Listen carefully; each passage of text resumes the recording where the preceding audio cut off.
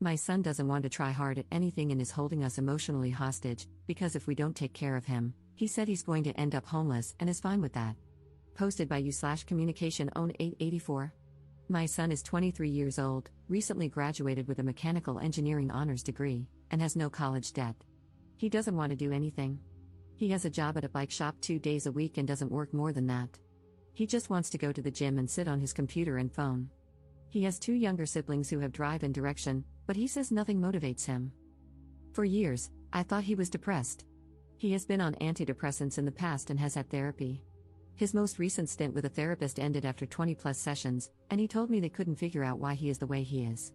Out of desperation, I spoke to the therapist, who told me he didn't think my son was depressed, but that things are hard for young men now and he needs time. He has been tested for ADHD and is on medication for it, when he can be bothered to collect the prescription. He doesn't believe he has ADHD, by the way. He has burned bridges with friends and is burning bridges with us. He makes his own meals and takes them to his room to eat, despite being told he has to be part of the family if he's living here. We charge him rent but made the mistake of telling him we were saving it for him when he moves out. Starting this month, I'm deducting money for bills and food. He is rude to his siblings, doesn't help out around the house, and does nothing to contribute to the family. I want to give my son purpose, and we've tried everything, and I mean everything. I have spent countless hours talking to him, asking how I can help. He doesn't know. I've suggested he take a year off to do volunteer work, travel abroad, or work a menial job until he figures out what comes next. He wanted to move to California, where we used to live, and settle in San Francisco until he realized he couldn't afford it. I can't bear the thought of kicking him out, but I see no other option. I feel like we are being held emotional hostages, and the stress is unbearable. I am so upset that one of my children is like this. I feel equally responsible and resentful. I'm terrified that if we kick him out at the end of the month, he will end his life, sleep on the street, or never talk to us again, but I am at the point where something needs to happen. It is ruining my life, my marriage, and my relationship with my other children. We have given him another deadline of the end of the month, but I am struggling to make it that far. Relevant comments. Commenter. I feel like I'm in the same position. I did what people told me to do, admit that I need help. I've been unmotivated for years. I sit in my room constantly. I only work 3 days a week, doing the bare minimum. Crap, I didn't even graduate high school. I admitted to my doctor that I needed help. I was constantly feeling terrible about myself, no purpose. In my case, I feel like I've let my family down. I feel like I don't fit in with them.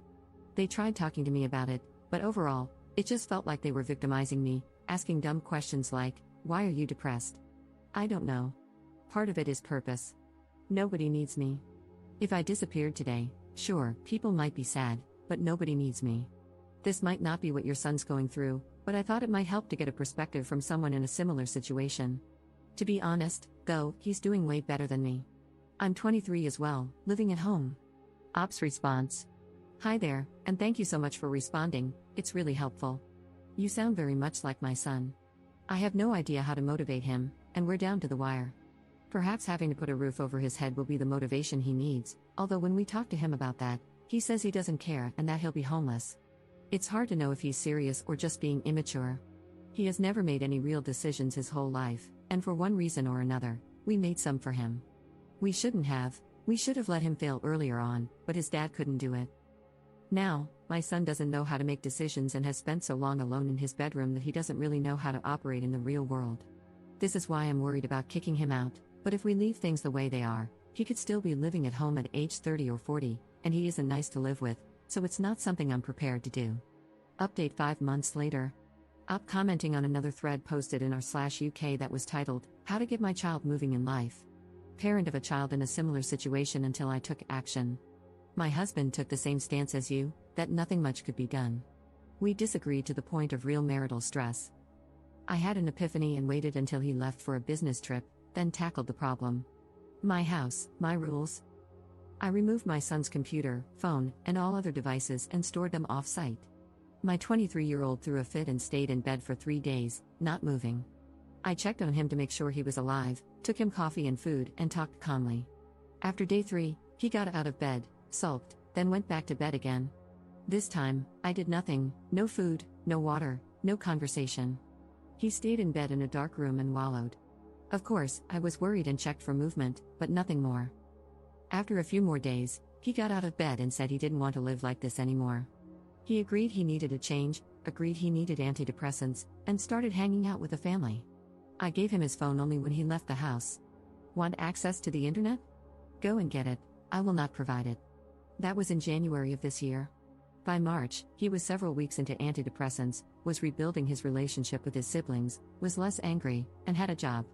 Full disclosure, my husband made him go into the office with him every single day to look for work. My son did the bare minimum, but eventually, my husband found a job that looked interesting.